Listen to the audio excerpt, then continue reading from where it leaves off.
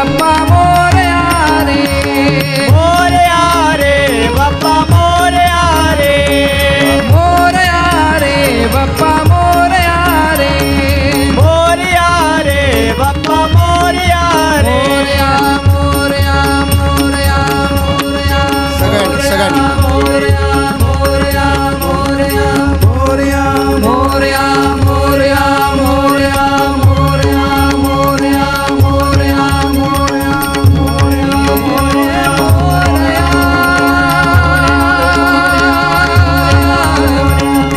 मोरया मोरया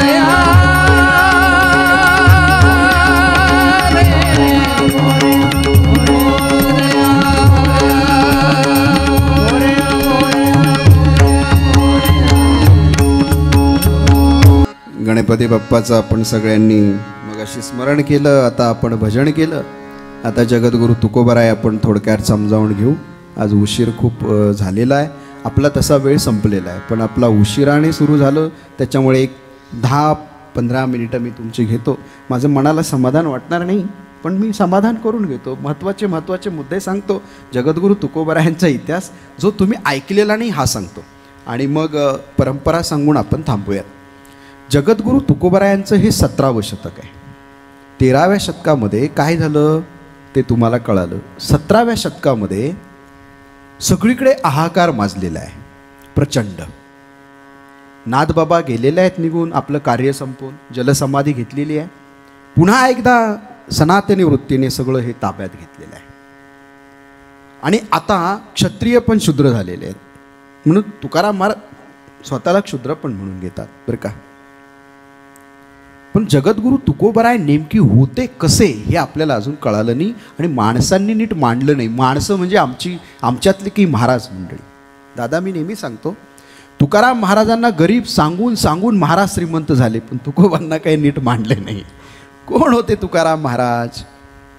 तुकाराम महाराज आपण जे सगळे राहतो ना, आपण राहतो 400-500 स्क्वेअर फीट, 1000, 2000, 5000, 10,000 स्क्वेअर फीट नाही का.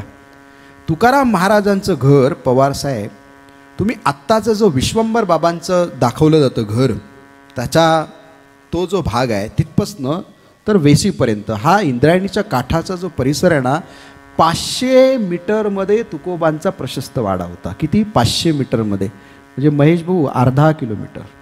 ते तुकोबा किती श्रीमंत होते.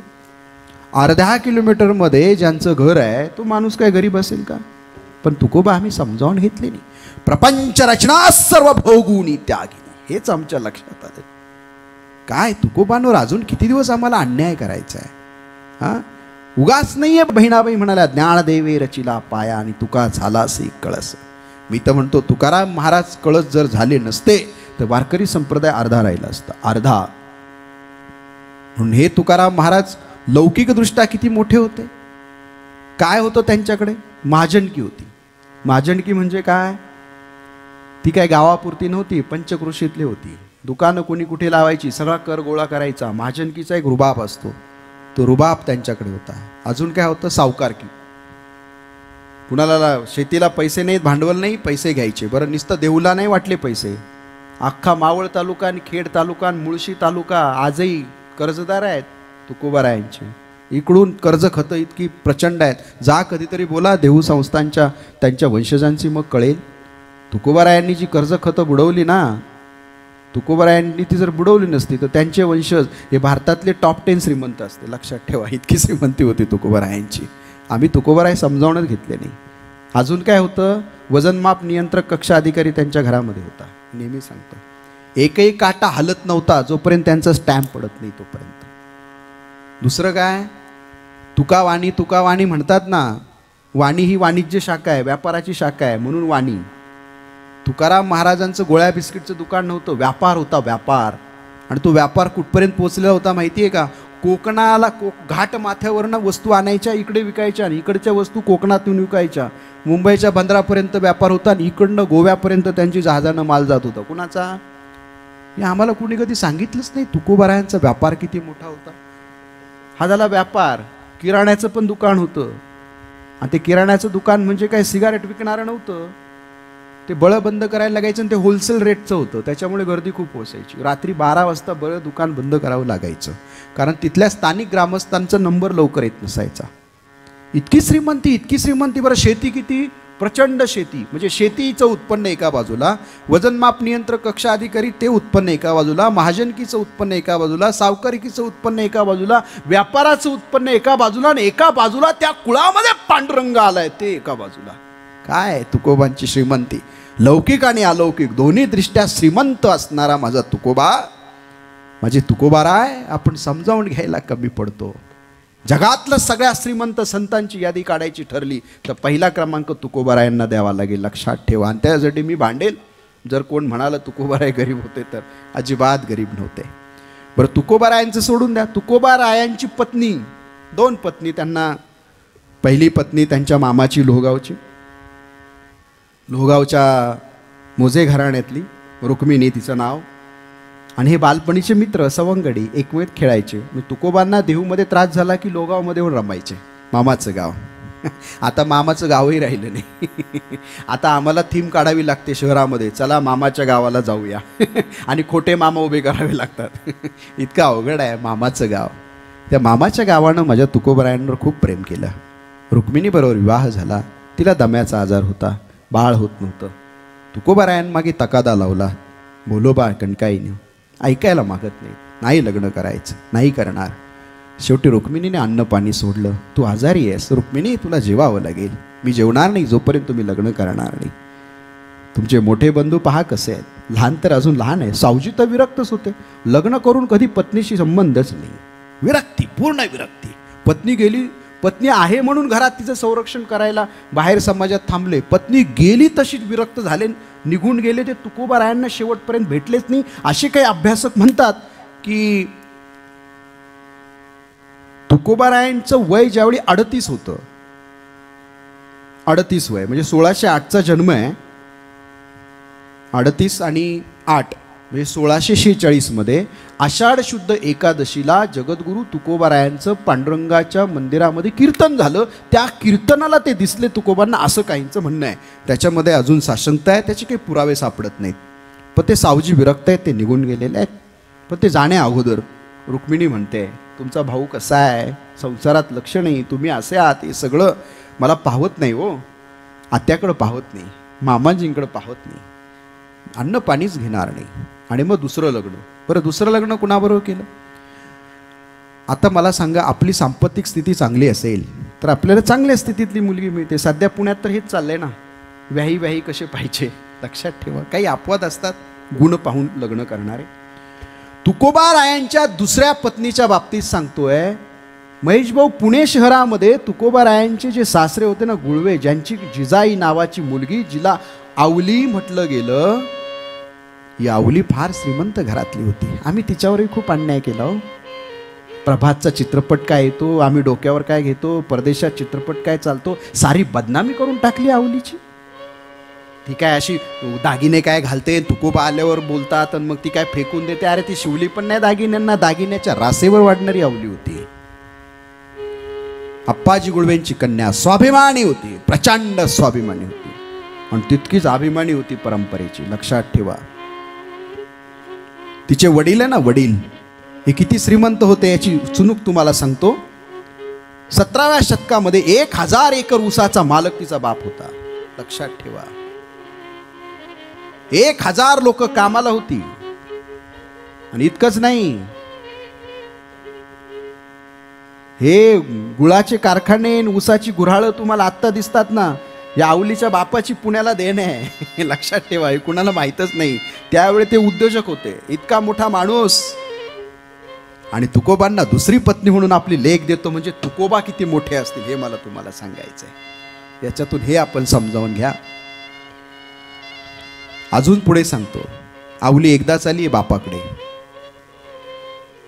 आत्ताच्या मुलीसारखं नाही, थोडा नवरा बोलला, सासू बोलली, चालले बापाकडे, चालले बापाकडे, असं नाही. एकदा चालली आहे, ते पण मिठाच्या व्यापाराला पैसे ऊस नाही म्हणून घ्यायला. आणि बापाला सांगितलं आत्ताच, परत नाही द्यायचे. नाही चाली परत शेवटपर्यंत. तो इतिहास खूप मोठा आहे. मी ज्यावेळी भाग्य मी तुका देखी येला याच्यावर मी बोलणार आहे. माझी कथा लवकरच येते आहे, त्याच्यावर मी सखोल या गोष्टींवर बोलणार आहे आणि समाजाला बदलवायला भाग पाडणार आहे. याच्यातून शेवटी आम्ही काहीतरी शिकलं पाहिजे. या आवलीचं घराणं पुढचं माहेरचं किती मोठं होतं माहिती आहे बरं का चव्हाण साहेब? किती मोठं घराणं होतं माहिती आहे? पेशवे ज्यावेळी अडचणीत आले ना, पेशवे, आता हे कुणी सांगत नाही कधी, मी सांगतोय. पेशवे ज्यावेळी अडचणीत आले, युद्धामध्ये तलवारी, भाले, तोफा बनवायच्या होत्या, वाड्याची डागडुजी करायची होती, घोडदळ वाढवायचं होतं, पायदळ वाढवायचं होतं, बंदुकी घ्यायच्या होत्या. पैसा कुठे आहे? आवलीच्या माहेरनं पेशव्यांना कर्ज दिल्याची नोंद आहे, लक्षात ठेवा. इतका मोठा तुकोबांचा सासरा होता आणि आम्ही म्हणतो तुकोबा गरीब होते. आम्हाला काय कळालं? आम्हाला तुकोबांना गरीबच दाखवायचे, आम्ही तो श्रीमंत होऊ शकत नाही. हे तुकोबा आहेत, ही त्यांची लौकिक अर्थानं सांगतो. आता अलौकिक सांगतो. अलौकिक असं आहे, ज्ञानदेवांनी ज्यावेळी समाधी घेतली, ज्ञानदेवांच्या समाधीला तुकोबांचे पूर्वज उपस्थित होते. ज्ञानदेवांच्या, नामदेवांच्या, बंकाबाबांच्या, गोरोबा काकांच्या, चोखोबांच्या तीर्थयात्रेमध्ये तुकोबारायांचे पूर्वज होते. त्या पूर्वजांचं नाव विश्वंभर बाबा. आणि हे विश्वंभर बाबा समाधी देऊन बाहेर सगळे आले. नामदेव महाराजांनी मिटिंग घेतली. नामदेव महाराज हे संघटक होते, कुशल संघटक. नामदेव महाराजांबद्दल बोलायला पण मला खूप आवडतं. नामदेव महाराज अजून खूप अप्रकाशित आहे, त्यांना प्रकाशित करणार आहे. हा एक दिवस पठ्ठ्या नामदेव महाराज पण सांगणार आहे, काळजी करू नका. नामदेव महाराजांवर पण तसं अन्यायच आहे, अजूनही आहे. मी सांगेल तुम्हाला त्यांच्याबद्दल, आता त्या विषयाकडे जात नाही. पण नामदेव महाराजांनी ते संघटन केलं आणि तिथे मिटिंग घेतली की आता ज्ञानोबा समाधीस्थ झालेले आहेत, समाधीची देखभाल कोण करणार? सगळ्यांच्या नजरा एकमेकाकडं. पहिली दिंडी आहे जी नामदेवांनी काढली, लक्षात ठेवा. हा इतिहास मी तुम्हाला पंढरी महात्म्याच्या वेळी सांगणार आहे. पालखी, दिंडी, वारी काय असतो हा प्रकार, त्यावेळी ऐका. आता काही जास्त सांगत नाही. नामदेव महाराज ज्यावेळी तिथे आलेत आणि मग त्यांनी मिटिंग घेतली आहे, विश्वंभर बाबांकडे नामदेव महाराजांची नजर गेली आणि विश्वंभर बाबा उभे राहिले. आणि विश्वंभर बाबांनी सांगितलं, ज्ञानदेवांच्या समाधीची सगळी देखभालीची जबाबदारी आम्ही घेऊ.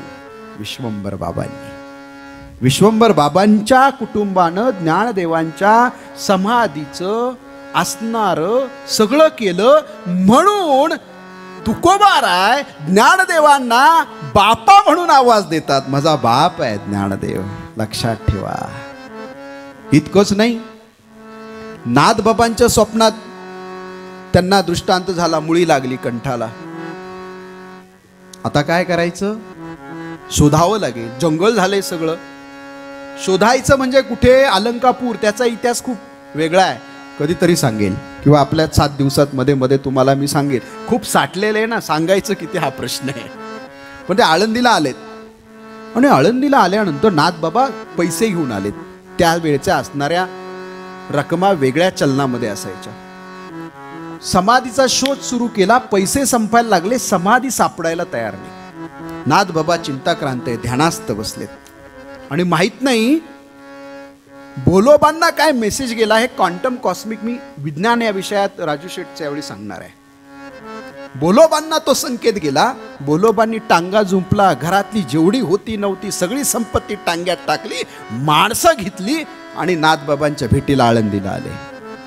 नाथबाबांनी पाहिलं, भोलोबा आले. नाथबाबा उभे राहिले, ताडकन घट्ट मिठी मारली भोलोबा. डोळे आनंद अश्रूने वाहिले. पाहिली माणसं आली, संपत्ती आली. माझा ज्ञानदेव त्याच्या कंठाला लागली, मुळी आज निघणार. आणि ज्या क्षणी तुकोबांच्या पूर्वजांचं धन ज्ञानदेवांच्या समाधीच्या शोध कार्याला लागलं, अरे दुसऱ्या दिवशी ज्ञानदेव प्रगट झाले. लक्षात ठेवा, हे सगळं काय आहे? हे सगळं सुकृत आहे. आणि मग काय झालं? अलौकिक सांगतो ना, आता पुढचं ऐका. नाथबाबांनी ज्यावेळी भागवत लिहिलं ना, भागवत, या भागवताची पहिली प्रत कुणाकडे द्यायची तर पहिली प्रत जगद्गुरु तुकोबारायांच्या वडिलांच्या हातात नाथबाबांनी दिली आणि त्याची हजारो पारायण भंडारा डोंगरावर तुकोबांनी केली. हे तुकोबांचा इतिहास आहे, लक्षात ठेवा. पहिलं भागवत नाथबाबांनी लिहिलेलं, हा संबंध आहे. आणि हे माझे तुकोबाराय आम्हाला समजून घ्यावे लागतील. त्यांची परंपरा चैतन्य संप्रदाय आपण म्हणतो. माझा जन्म झाला एकादशीला, बाळ होत नव्हतं. आमच्या जुन्नर तालुक्यात ओतूरमध्ये चैतन्य महाराजांची समाधी आहे. तो चैतन्य पालखी सोहळा निघतो ओतूर ते पंढरपूर. 8 महिन्याचा मी असताना झोळीत आईनं नेलं मला वारीला. तुकोबारायांच्या गुरूंच्या पालखी सोहळ्यात 8 महिन्यात असताना जाण्याचं भाग्य मिळालं, म्हणून कदाचित तिथं बसला असेल. हा काहीतरी योग असेल असं मला वाटतं. आणि पुन्हा जन्म कार्तिकी एकादशीचा. हा सगळा दुग्ध शर्करा योग आहे. हे असणारे चैतन्य, आता ती मोठी माझं कीर्तन आहे त्याच्यावर तिथे तुम्हाला ते पाहायला मिळेल. पण जाताना तो अभंग सांगतो. ते आपली परंपरा सांगताना असं म्हणतात, सत्यगुरु राय कृपा मज केली, परी नाही घडली सेवा काही. सापडविले वाटे जाता गंगा स्नाना, मस्तकी तो जाना ठेविला कर. भोजना महागती तूप पाव शेर, पडिला विसर स्वप्ना माझी. काय कळे उपजला अंतराय, म्हणून या काय त्वरा केली. राघव चैतन्य केशव चैतन्य, सांगितली खून मालिकेची. बाबाजी आपुले सांगितले नाम, मंत्र दिला राम कृष्ण हरी. माघ शुद्ध दशमी पाहुनी गुरुवार, केला अंगीकार तुका म्हणे. ही परंपरा आहे माझ्या जगद्गुरु तुकोबारायांची.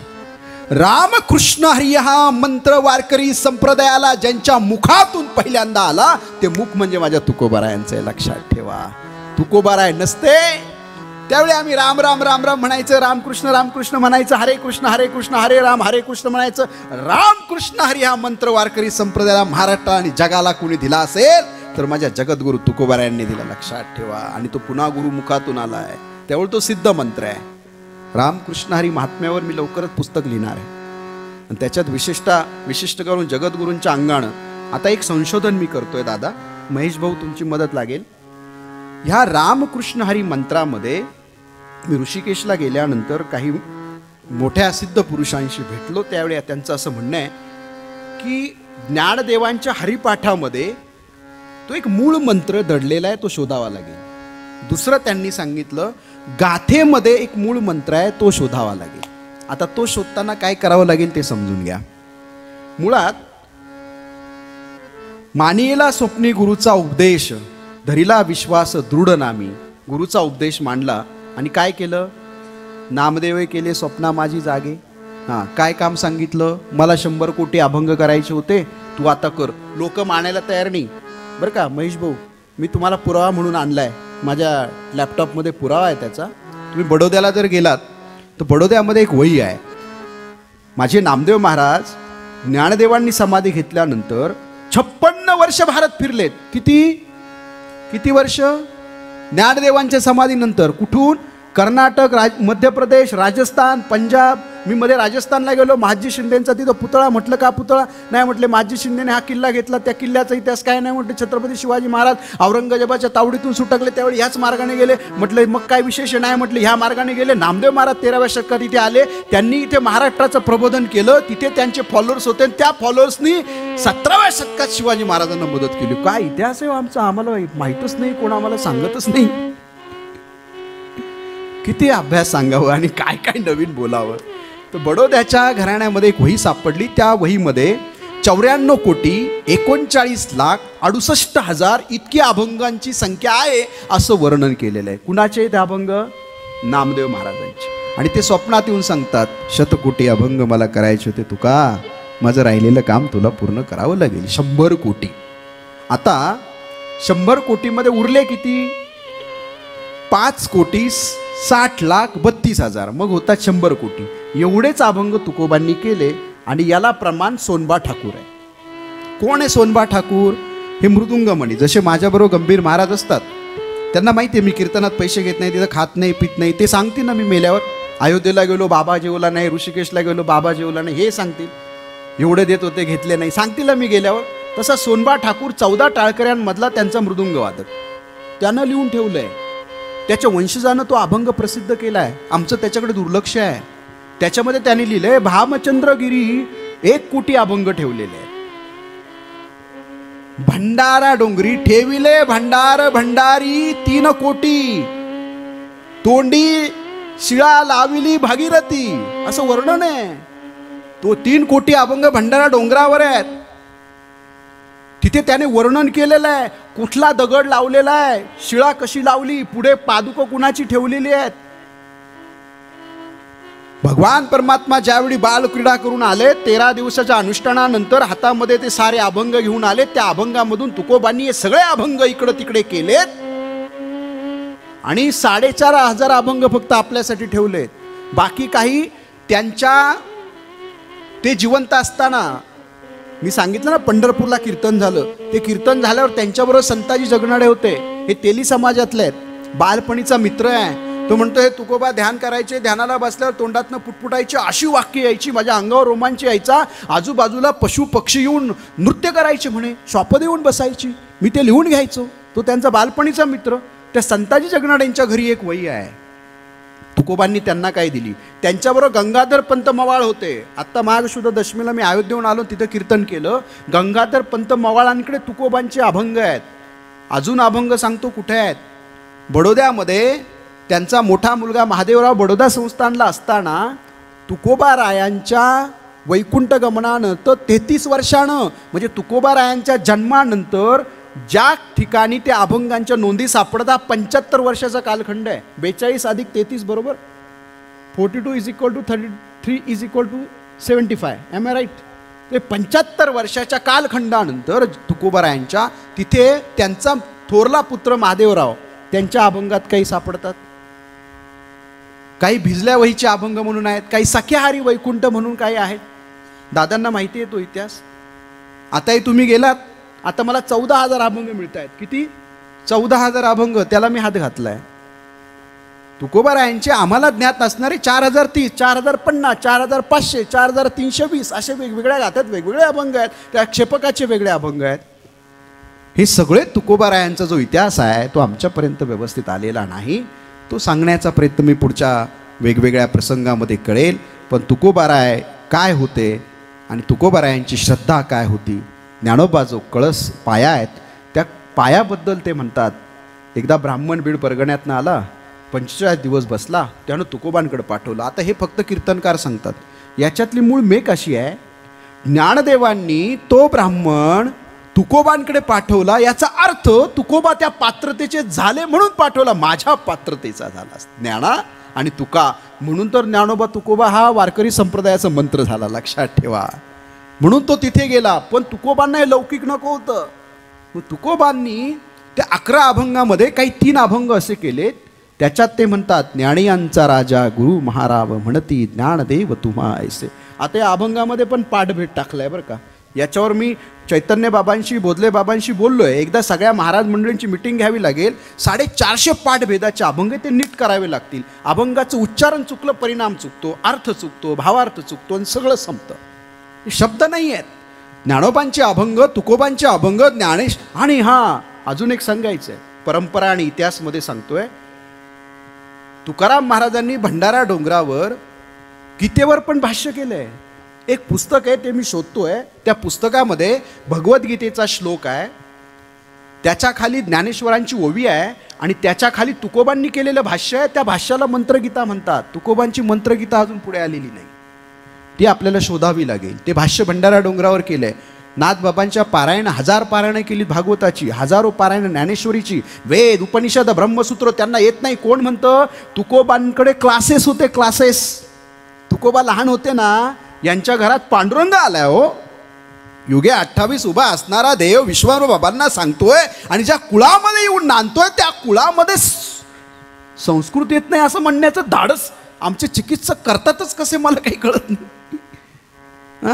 आणि वेदवाणी सगळी प्रगट केलेली आहे माझ्या तुकोबारायांनी. आणि ही माझे तुकोबाराय आम्हाला समजून घ्यावे लागतील. ज्ञानोबांच्या संदर्भामध्ये त्यांच्या भावना आहेत. ब्रह्मादिक जेथे तुम्हा ओळगणे, इतर तुळणे काय पुढे. तुका म्हणे नेनो युक्तीची ते खोली, म्हणून ठेविली पायी डोई. काय याच्यावर माझं एक कीर्तनाचं चिंतन आहे, मग ते आम्ही मांडणार आहे. या अभंगाचा पाठभेद जाता आता सांगतो. काही म्हणतात ज्ञानियांचा राजा, काही म्हणतात ज्ञानियांचा गुरु. शब्द बदलतो, अर्थ बदलतो, सारं संपतं. पण आपल्याला याच्यावर काम करावं लागेल.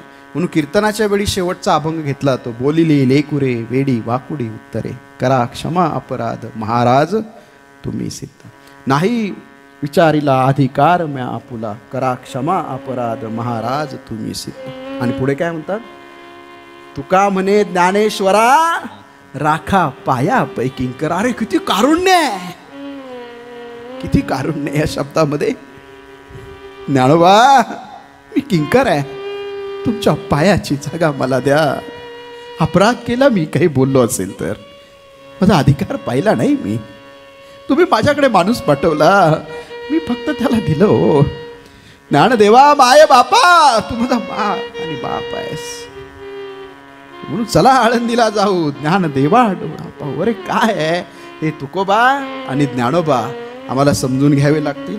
म्हणून इतिहास आणि परंपरा आहे ही सगळे आता सांगत बसत नाही. महत्त्वाचं शेवटचं सांगतो आणि थांबतो. या इतिहासामध्ये असं एक ठिकाणी लिहिलं आहे की काही यात्रेकरू निघाले होते. शेवटच्या 5 मिनिटात थांबणार आहे, चालेल महेश भाऊ? यात्रेकरू निघाले होते. श्रोते मला खूप चांगले भेटलेत बरं का. बिचारे कुठून कुठून वणवण करून आलेले आहेत. पावसाचे दिवस आहेत पण येऊन बसलेत. कोण आहे चेतनानंद बघूयात तर खरं. पाहायला तर आले असतील, आज ऐकून जातील. माझी अपेक्षा एक असेल की उद्या येताना तुम्ही अधिकचे आपल्याबरोबर माणसं आणा. चला आपल्याला वेगळं ऐकायचं आहे. उद्यापासून तुमचं जीवन बदलायला सुरुवात होणार आहे. आता इतिहास परंपरा समजली. उद्या आपण मानसशास्त्र बोलणार आहोत, नंतर आपण समाजशास्त्रावर बोलणार आहोत, मग आपण विज्ञानावर बोलणार आहोत, मग आपण पंढरी महात्म्यावर बोलणार आहोत. तिथे देव कोण आहे, भक्त कोण आहे, गंगा काय आहे, काय परंपरा आहे आमच्या महाराष्ट्राची. आणि त्याच्यानंतर आम्ही पसायदान, प्रार्थना आणि प्रसादाकडे जाणार आहोत. जीवन आनंदमय करणार आहोत. स्ट्रेसफुल लाईफ आहे, आम्हाला बाहेर जायचं. जाता जाता आता हा एक इतिहास सांगतो आणि मी थांबणार आहे. यात्रेकरू निघाले. तुकोबांना म्हणाले चला वाराणसीला जायचं, गयेला जायचं, द्वारकेला जायचं, काशीला जायचं. नाही जायचं म्हणाले, मला नाही यायचं. पांडुरंग माझ्यासाठी सगळं आहे, तो अभंग तुम्हा सगळ्यांना पाठ आहे. नाही म्हणे आता चाललेच तुम्ही. तर पत्र दिली त्यांनी. काही आम्ही शिवरात्रीला कीर्तन केलं, वाघोलीला केलं, इकडे विनायक आबांच्या विनंतीला पाषाणला केलं. 4 तासाचं कीर्तन पहाटे 2 पर्यंत. तुम्ही विश्वनाथ दीन रंक मी अनाथ. विश्वनाथाला पत्र लिहिलं तसं भागीरथीला लिहिलं. भागीरथी महादोष निवारी. पत्र दिलं कुणाकडे? आता याचे पुरावे आहेत. रंगनाथ स्वामी निगडीकर यांनी त्या सगळ्या जथ्याचं नेतृत्व केलेलं होतं बरं का. आणि रंगनाथ स्वामी निगडीकर हे ज्यावेळी तुकोबांना म्हणाले त्यावेळी तुकोबांनी मग पत्र म्हणून दिलं, हे पत्र माझं घेऊन जा. ज्यावेळी ते भागीरथीमध्ये गेले, आता भागीरथी म्हणजे गंगाच बरं का, हे डोक्यातून पहिलं हे पण सांगतो 1 मिनिटा 30 सेकंदामध्ये. भगीरथानं तिला अवतीर्ण केलं म्हणून ती झाली भागीरथी, ती गंगाच आहे. त्यामुळे हे पत्र गंगेला होतं. ज्यावेळी ते गंगेमध्ये गेलेत, कमरेवड्या पाण्यामध्ये, लक्षात आलं, शिष्याला सांगितलं, कपड्याच्या पिशवीतनं तुकोबांचं पत्र आलंय आणि हे पत्र गंगा मैयाला समर्पित केलं. रंगनाथ स्वामी पण सिद्ध होते, सिद्ध पुरुष होते. त्याने आवाज दिला अंतकरणातनं, तुकोबा तुमचा निरोप गंगा मैयाला दिला बरं का. ते पत्र जसा भवरा आहे वा तसं जागेवर गोल गोल गोल गोल गोल गोल गोल गोल फिरायला लागलं. ते अचंबित झाले. पत्र पुढे जात नाहीये. त्याने आदराने नमस्कार केला आणि सांगितलं, गंगा माता विठोबामुळे ते येऊ शकले नाहीत, वारी आहे, वारी चुकू नये म्हणून तू त्यांच्या पत्राचा स्वीकार कर. तुझ्यासाठी निरोप दिलाय तुकोबांनी. गंगा प्रगट झाली. पत्र वाचलं आणि ते सांगतायत गंगेचे डोळे भरून आले. आणि हे कुणी सांगितलं माहिती आहे? रंगनाथ स्वामी निगडीकरांचे वंशज आहेत वाद देशपांडे. त्या वाद देशपांडेंनी लिहून ठेवलं हे सगळं आणि तो अभंग पण प्रसिद्ध आहे. उत्तरादाखल राजूशेठ आपल्याला कोणी पत्र पाठवलं, उत्तरादाखल आपल्याला पत्र पाठवावं लागतं. उत्तरादाखल गंगा मैयानी पत्र दिलं. हे डोळे बंद करून होते. गंगा मैया त्यांना धडक देत होती आणि मग डोळे उघडले. गंगा मैया समोर आहे आणि गंगा मैया म्हणते, मी आज खऱ्या अर्थानं पवित्र झाले. माझ्या बापाला हा नमस्कार म्हणून हे पत्र द्या. तुकोबांना बाप म्हणणं सोपं आहे. ते पत्र असं आहे, आजीचा दिवस धन्य मज झाला, सद्गुरू भेटला पत्रास्तव. बरं का, तो अभंग आहे. मज माझी प्राणी पवित्र जे होती, म्हणजे माझ्याकडे येऊन जे आंघोळ करतात ते प्राणी म्हणजे सगळे जीव जंतू मनुष्य सगळ्या योनी पवित्र जे होती, ते दोष लागती माझे अंगी. ते पवित्र होतात पण ते दोष माझ्या अंगाला लागतात. माझ्या अंगीचा मळ काढील कोण, मला लागलेला मळ कोण काढणार. गंगा मैयाचं पत्र आहे तुकोबांना, सोपं नाहीये. माझ्या अंगीचा मळ कोण काढील, एक तुम्हा वाचून विष्णुदासा. विष्णुदास आहे तुकोबा, एक तुम्हा वाचून विष्णुदासा. आणि मग गंगा मैया म्हणते, ऐक रंगमूर्त सांगावे निरोपा. रंगनाथ स्वामी निगडीकरांना, ऐक रंगमूर्त सांगावे निरोपा. शब्द नीट ऐका, नमस्कार बापा विष्णुदासा. तुकोबांची उंची मोजायची असेल तर तुम्हाला अशा पद्धतीनं तुकोबा सापडावे लागतील, पाहावे लागतील. आणि हे वाद देशपांडेंनी प्रसिद्ध केलेला अभंग आहे. हे रंगनाथ स्वामी निगडीकर यांची परंपरा आहे. जयराम स्वामी याच परंपरेतले. बहिणाबाईंनी कोल्हापूरच्या मुक्कामाला जयराम स्वामींचं कीर्तन ऐकलं. त्या कीर्तनात तुकोबारायांचा अभंग होता. बहिणाबाईला वेड लागलं या विचारानं आणि बहिणाबाई तुकोबांचा ध्यास घेते आणि साक्षात तुकोबांचं दर्शन तिला स्वप्नात होतंय आणि तिथे ती अनुग्रहित होते तुकोबांची बहिणाबाई. हे जयराम स्वामी आहेत. यांच्या असणाऱ्या रंगनाथ स्वामी, जयराम स्वामी यांच्यामध्ये अजून वेगवेगळी नावं आहेत. खरं तर मला सांगायला आज वेळ नाही, परंतु रुक्मांद नावाचे एक गृहस्थ होते. ते तुकोबांची कीर्तन ऐकायचे याच परंपरेतले. जयराम स्वामी आहेत, रंगनाथ स्वामी आहेत, नारायण स्वामी आहेत, रुक्मांद आहेत. हे सगळे माझे तुकोबा आहेत. आणि या तुकोबांचा शेवट मी साने गुरुजींच्या वाक्याने करणार आहे. आणि आजच्या विषयाला आपण भजनाने थांबणार आहोत.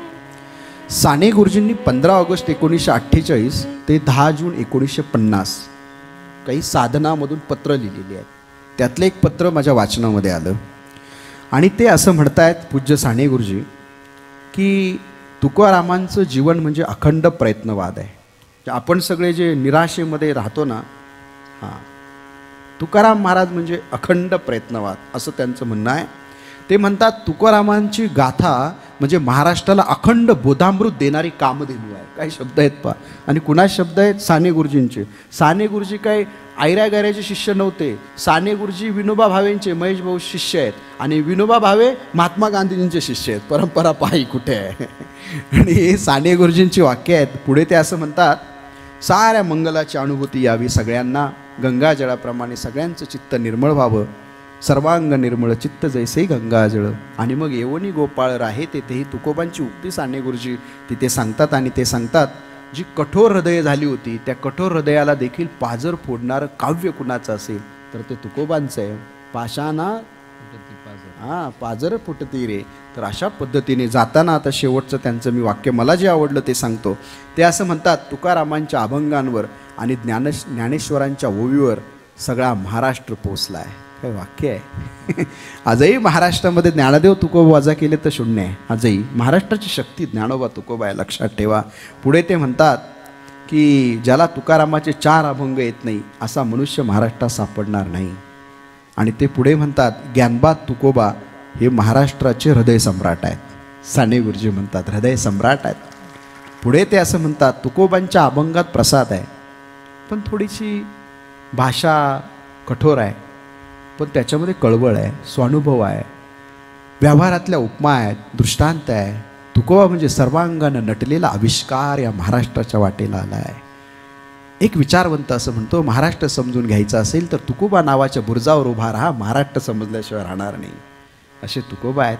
आणि या तुकोबांच्या संदर्भामध्ये त्यांची विनोबा भावे मग असं म्हणतात, वाणी कठोर असेल असू द्या ना, जी वाणी माझ्या महात्म्याच्या डोळ्यातून पाणी आणते ती कठोर असू शकत नाही. गांधीजी पापाच्या वासना या अभंगावर रडतायत माहिती आहे. मी तो समाजशास्त्र या विषयात तो अभंग सांगणार आहे. आज किती सांगू. विनोबा भावे म्हणतात, महात्म्याच्या डोळ्यामध्ये पाणी आणणाऱ्या भाषेला कारुण्याचा प्रसाद आहे. कठोरतेला कारुण्य वजा करतं. तुकोबांनी कठोरतेला कारुण्य अधिक केलंय. आणि हे तुकोबा त्यांची कठोरता नाहीये वाणीमधली. आई जशी मुलाचं भलं भावं म्हणून रागवते तसे कधी कधी तुकोबा समाजाचं भलं व्हावं म्हणून रागवले, त्या कठोर त्यामधलं कारुण्य आपण समजावून घ्या. तुकोबा समजला, महाराष्ट्र घडल्याशिवाय राहणार नाही. हा ज्ञानोबा आणि हा तुकोबा आज तुमच्या पुढे थोडक्यात इतिहास आणि परंपरा सांगण्याचा प्रयत्न केला. जाताना सांगेल, महाराष्ट्राचा प्राण ज्ञानोबा आहेत, महाराष्ट्राचा श्वास तुकोबा आहेत, महाराष्ट्राचं ध्येय विठोबा आहे आणि महाराष्ट्राचं साध्य शिवबा आहे. हे ज्ञानोबा, तुकोबा, विठोबा, शिवबा आपल्या अंतकरणामध्ये लावा. ही चौकट आपल्या जीवनामध्ये येईल. त्या दिवशी आपण विस्तृत झाल्याशिवाय राहणार नाही. आणि विश्वधर्म म्हणजे काय, तो महाराष्ट्र धर्म, आणि महाराष्ट्र धर्म म्हणजे काय, तो वारकरी धर्म. ही भूमिका अधोरेखित होईल. म्हणून आजच्या दिवशी ज्ञानोबा तुकोबांचा इतिहास आणि परंपरा सांगण्याचा माझ्या अल्पबुद्धीने प्रयत्न केला. उद्या बरोबर सगळ्यांनी 6 वाजता यायचं आहे. उद्या ज्ञानोबा तुकोबांचं मानसशास्त्र हा विषय आहे. मानसशास्त्रच ना भाऊ उद्या? हां, ज्ञानोबा तुकोबांचं मानसशास्त्र हा विषय आहे. सायकोलॉजिकल अँगलने आम्ही तो विषय पाहणार आहोत. अगोदर अभंग होणार आहे. मी यायच्या अगोदर तो अभंग आहे उद्याचा, तो उद्याच्या असणाऱ्या निरूपणाची दिशा स्पष्ट करेल. मध्ये आपलं भजन असेल, शेवटी ज्ञानोबा तुकोबांचं भजन होईल. आणि उद्या बरोबर 8 वाजता, आज 8:35 झाले, उद्या बरोबर 8 वाजता, एकही मिनटं पुढे नाही, एकही मिनटे मागे नाही, असा तो कार्यक्रम असेल. विनंती एकच आहे, माझ्या राजू शेठची खूप इच्छा होती, आमच्या विजू शेठची खूप इच्छा होती, आमच्या आप्पासाहेबांची खूप इच्छा होती, दगडू शेठच्या व्यासपीठावर पंकज महाराजांनी बोललं पाहिजे. आणि मला ज्यावेळी पहिल्यांदा महेश भाऊंनी ऐकलं, माईक हातात घेतला, इथे महेश भाऊंचे डोळे भरून आलेले, राजू शेठचे डोळे भरून आलेले मी पाहिलं होतं. त्यावेळी महेश भाऊंनी निवेदन केलं. आणि आत्ता जी मीटिंग झाली त्या मीटिंगमध्ये चव्हाण साहेब आहेत, आमचे अध्यक्ष माणिकदादा चव्हाण आहेत, आमचे सुनील अण्णा रासने आहेत, आमच्या कार्यक्रमाला नेहमीच असतात, आमचे हेमंत भाऊ येऊन गेलेत, आमचे गोडसे साहेब उत्सव प्रमुख आहेत. या सगळ्या मंडळींपुढे आमचे असणारे आदरणीय दिलीप अण्णा दगडे पाटील, त्यांची खूप इच्छा होती. आणि या सगळ्या मंडळींनी अट्टास केला. आणि महेश भाऊंनी आग्रहपूर्वक तिथे निवेदन केलं, आग्रहपूर्वक निवेदन केलं की बाबा महाराजांच्या उणिवा भरून काढणारं सध्या कुणी नाही, परंतु त्यातल्या त्यात उणिवा भरून काढणारं एक बाप्पांना आपल्याला प्रसादरूपी मनुष्य दिलेला आहे, आणि त्याचं नाव माझं म्हणून सांगितलं. आणि सगळ्यांनी मिळून, सगळ्या ट्रस्टींनी त्याला मान्यता दिली. आणि बाबा महाराजांनी पुण्यपावन केलेल्या व्यासपीठावर त्याग आणि ज्ञान आणि विरक्ती आणि वैराग्य घेऊन इथे बसलेलं आहे. तुमच्या सगळ्यांचा आशीर्वाद हवा आहे. म्हणून रोज उद्या बरोबर 6 वाजता आपल्या घरच्यांना घेऊन, आपल्या सहकाऱ्यांना घेऊन, आपल्या मित्रांना घेऊन या. एक इंटेलेक्च्युअल लेवलचा महाराज, एक त्याग केलेला महाराज, विरक्त वैराग्याच्या मार्गावर समाज बदलावा म्हणून अखंड यज्ञ केलेला महाराज, जो पहाटे 2:30 वाजता उठून तुमच्या पुढे येऊन बसतो, तो उगाच बसत नाही. म्हणून बापूसाहेब, तुम्ही आमचे पठारे साहेब, तुमच्याही भागातल्या लोकांना गाड्या करून पाठवा. तसे आपण सभांना पाठवतच असतो ना. थोडंसं चला दगडूशेठच्या व्यासपीठावर आपण माणसांना पाठवूयात. पवार साहेब, एक दिवस मी तर म्हणतो उद्या रविवार आहे, तुम्ही MSCBचे मुख्य अभियंता आहात, महेश भाऊंच्या परवानगीनं मांडतो विषय. मानसशास्त्र कॉर्पोरेटला खूप गरजेचं आहे. काढा नोटीस आज संध्याकाळी, सगळ्या MSCBच्या कर्मचारी अधिकाऱ्यांना बसवा उद्या आणून लेक्चरला. मानसिकता त्यांची नीट करून आपण योग्य दिशेने आपण त्यांना घेऊन जाऊ. आणि आपण सगळेजण या ठिकाणी आलेला आहात. आप्पासाहेब, तुम्हालाही माझी विनंती आहे, बापू तुम्हाला विनंती आहे, हे सगळे माझ्यावर प्रेम करणारे बावधनची मंडळी आमचे सगळे आलेले आहेत. सगळ्यांच्या चरणावर या ठिकाणी दंडवत घालतो. 1 मिनिटातलं भजन होईल, जयघोष होईल, कार्यक्रम संपतो.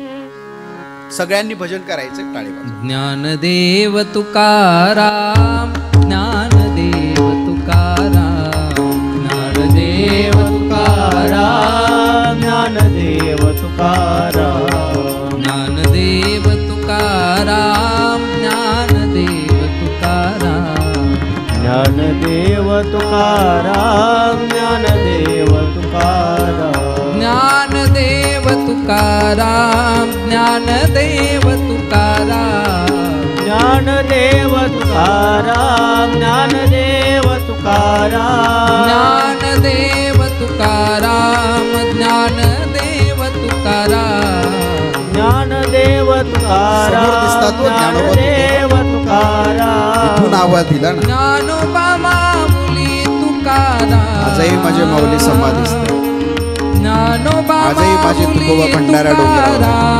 सगळ्यांनी म्हणा, ज्ञानोबा माऊली तुकाराम, ज्ञानोबा माऊली तुकाराम, ज्ञानोबा माऊली तुकाराम, ज्ञानोबा माऊली तुकाराम, ज्ञानोबा माऊली तुकाराम, ज्ञानोबा माऊली तुकाराम.